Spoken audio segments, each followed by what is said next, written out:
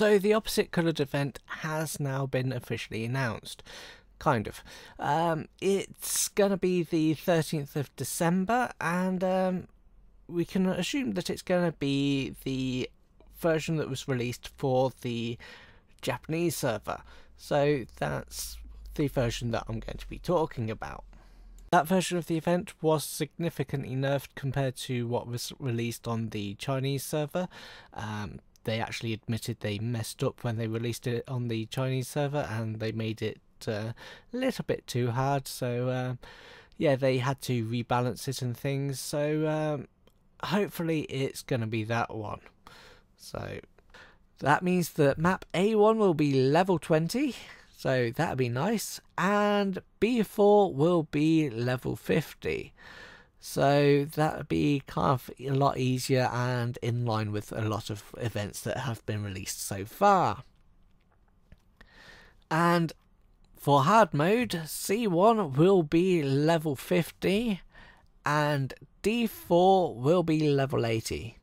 So if you've done the Visitors Died in Red and Fallen Rings events, then you should be able to do this. Now you'll be pleased to know that there is not going to be any EX stage for this one, but there is going to be replication.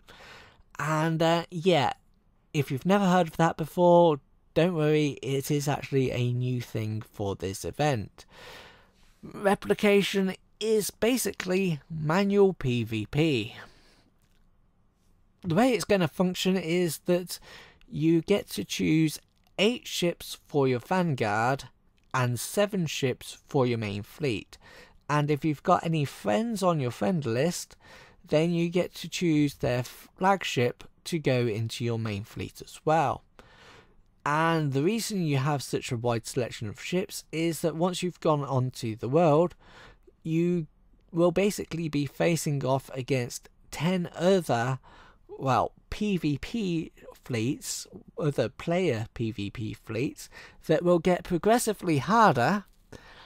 And while you will have manual control, and while it plays out like PvP, the main difference beyond manual control is the damage will persist throughout the whole world. So yeah, start off with your worst fleet first, the fleet that you're not too worried about having at the end. Save your best PvP fleet for the end, and yeah, that's basically all you need to know.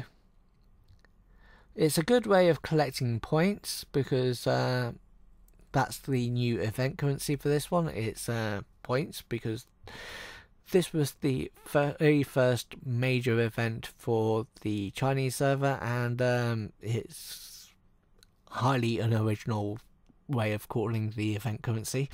So yeah, so you collect your points from doing it, and then you can spend them on your event shop. The event shop itself, again, we can say would be the Japanese version, which would make more sense. And that means that you can get Turpits, who obviously you want to get from the event shop. It's the only way to get her. You want to get Deutschland's skin. It's a skin, it's not anything else, so it's just a cosmetic. There is a rainbow magnetic torpedo launcher, which again, the only way you can get it is through this event. And then there's the event furniture. These are the limited things that you can get through the event only. So focus on getting those. Do not worry about the gold equipments. So do not worry about obtaining the 380mm SKC gun. Do not worry about getting the gold magnetic torpedo launcher, and do not worry about getting the ME-155, because as soon as the event goes live, those will be available in tech boxes. So don't waste your points getting those.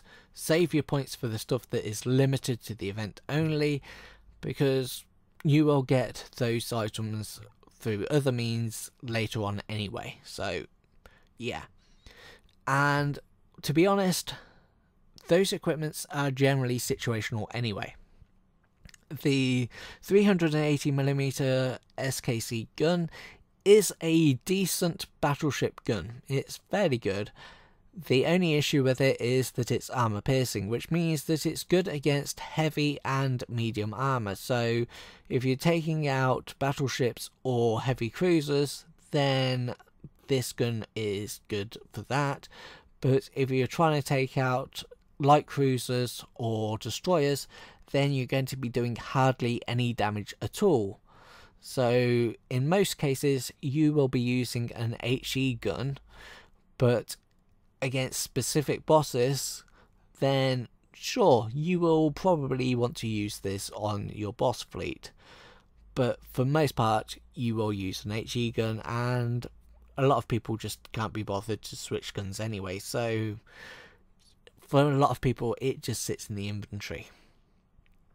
The gold magnetic torpedo is good if you are doing full auto fleets. If you're not doing auto fleets, then the other torpedoes are generally better, but if you're doing auto fleets, then this is one of the best torpedo launchers for you.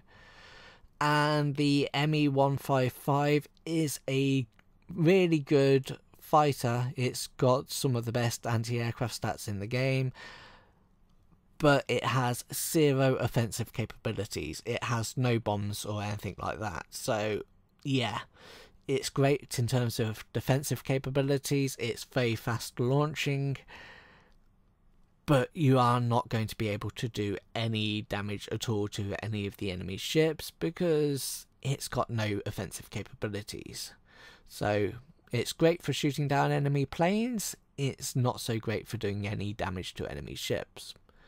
So yeah, it's a pure fighter.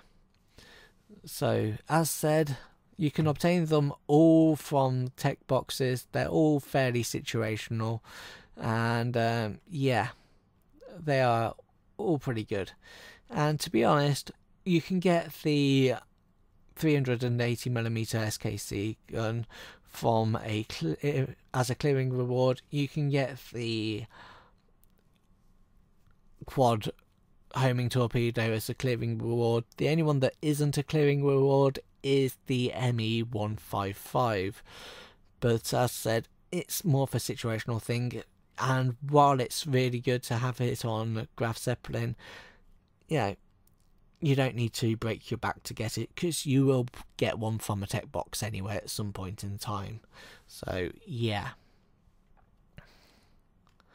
So next thing to talk about then is the ships, because you will want to know where to get them from and are they any good. So as said, Tirpitz comes from the event shop.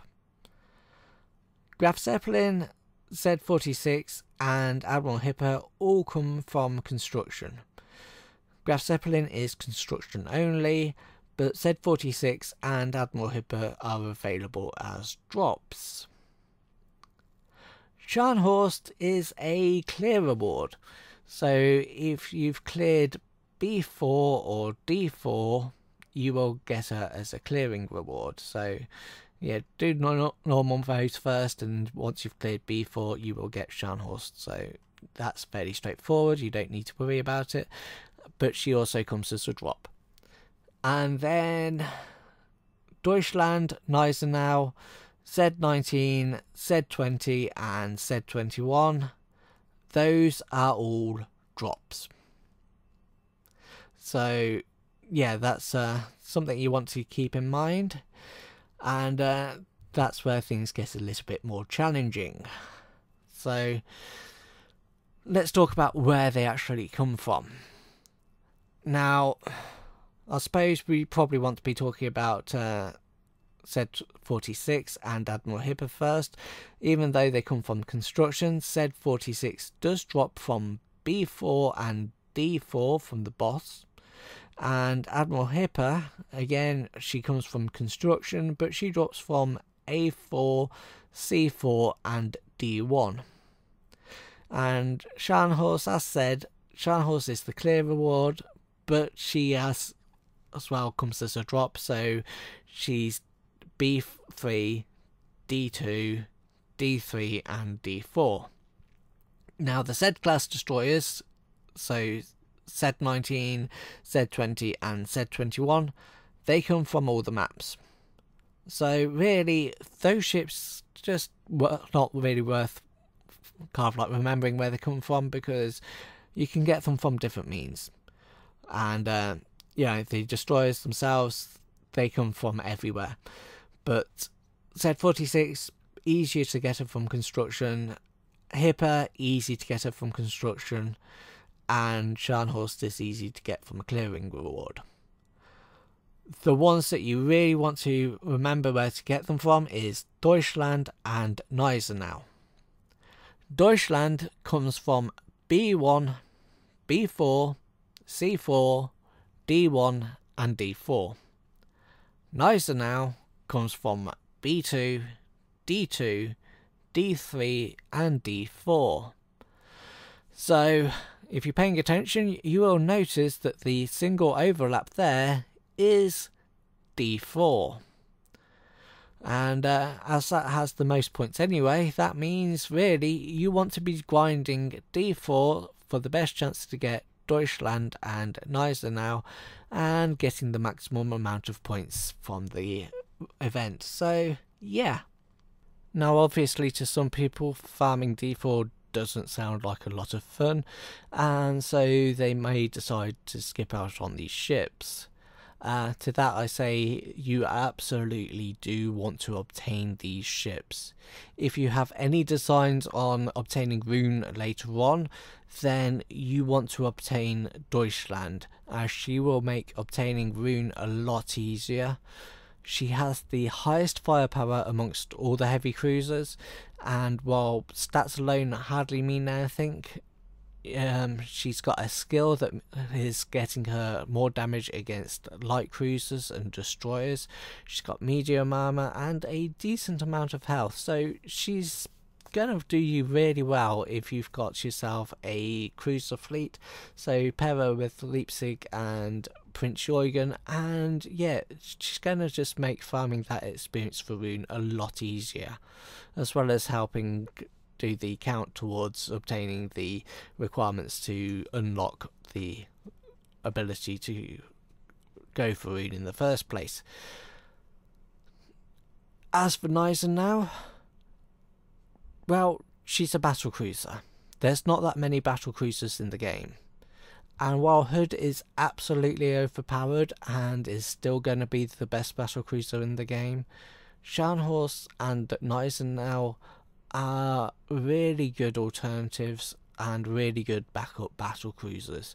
They are far better than Repulse and Renown, and so yeah, you want to have them, you want to level them, and you just want to have them in reserve. And so yeah, even if you don't want to run an Ironblood fleet, they are worth having anyway. So now I've talked about those three, I might as well just carry on and talk about the rest of the ships and as to why they are worth getting. Graf Zeppelin is the backbone of any Ironblood fleet.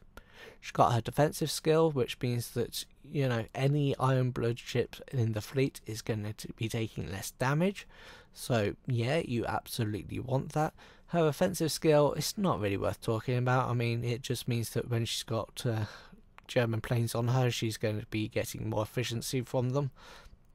But yeah, it just means she's doing a decent amount of damage. But it's her defensive skill that really shines here. And yeah, it means that she is a poor man's Nagato and a poor man's Queen Elizabeth, because, you know, defense isn't the same as having all the other stuff there, but it's better than nothing. Tirpitz, really good, really solid battleship. She's really powerful, and her skill is that she's going to be doing more damage if she's the only battleship in the fleet. So if there's no battleships and no battle cruisers in the fleet, she's doing 30% more damage, and that's made her top tier for a very, very long time. And you know, she's only recently lost the top tier status, but that means that on the English servers she is still top tier. Then we come to Z46. Z-46 is a really good solid destroyer. She's very highly rated. She's got the highest amount of health amongst the destroyers. She's got a decent amount of firepower. She's got the best anti-aircraft stat amongst the destroyers.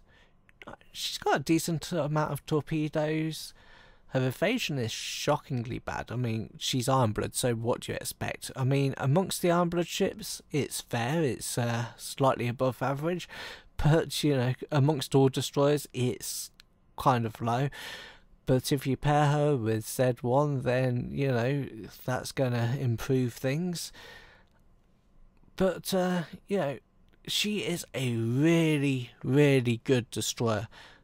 Pair her with Z1 and Z23 with Z23's refit, and you have a really good Ironblood destroyer team.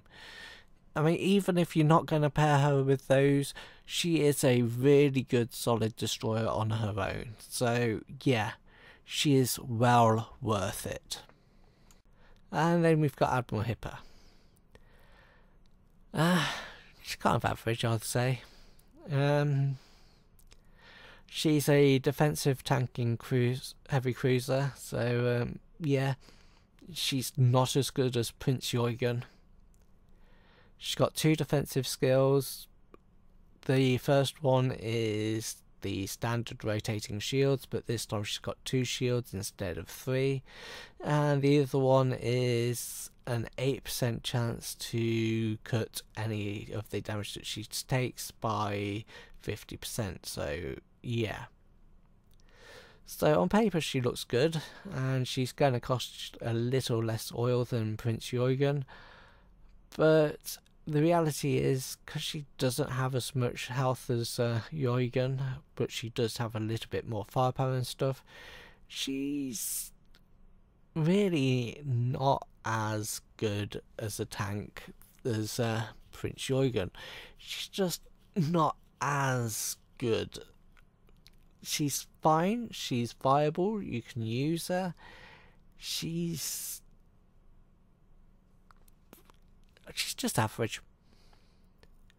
And then you've got the other 3 Z-class destroyers, and yeah, they're just not worth talking about. They've got the armor-piercing expert skill, and yeah, they're just not worth talking about. So originally I actually was going to be wrapping up the video at this point, and I actually recorded a big wrap-up on it, and then we had a late-breaking tweet, so I'm scrapping that whole bit. And yeah, just before I had actually finalised the video, they announced some new information. So they have confirmed that they have renamed the event to Divergent Chessboard, and that isn't going to be the name of some kind of like mini event that's running alongside it. They've also announced that Z19 is going to be in the limited time construction as well as a drop, although they haven't confirmed that Z19 will be a drop. But you know, that's how things were in the rerun. So yeah, Z19 is going to be limited time construction as well, and they are also going to be adding Z25 and Z35. These 2 ships were not originally available in the original version of the event. They were only put in the rerun version of the event. So this is some weird cross between the original version of the event and the rerun. I'd say it's a weird cross between the two because you haven't got these submarines that were added. So yeah, there is that. What this means about replication, we have no idea. They may keep replication or they may remove it. So for the time being, I'm keeping that information in the video, because if it goes ahead, then you're going to need the information. But if they remove replication from the event, then, you know, it's no loss. You know, it's a feature that was there, and you can just skip over it. But yeah, they have totally changed things, and as I said at the beginning, we were assuming it was going to be the Japanese version of the event. At the moment, you are now going to be stepping into the unknown, so I will say good luck. Okay, so I will now wrap things up here.